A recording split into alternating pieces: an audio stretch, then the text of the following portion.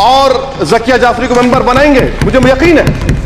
मैं आपसे जानना चाह रहा हूं सर कि ये जो आप बिल ला रहे हैं, आप देश को बांटने का काम कर रहे हैं, जोड़ने का काम नहीं कर रहे हैं। आप दुश्मन हैं मुसलमानों के, उसका सबूत ये बिल है।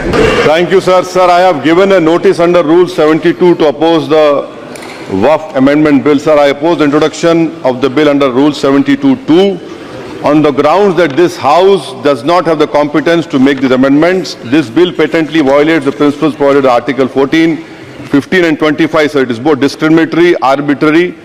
It is a grave attack on the basic structure of the Constitution as it violates the principle of judicial independence, separation of powers. Sir, one thing has to be understood, that the Waqf management of a property is an essential religious practice for a Muslim. By denying legal recognition to Waqf al-Awlad under Clause 4 and Waqf by user under Section 3(r)(1), government has sought to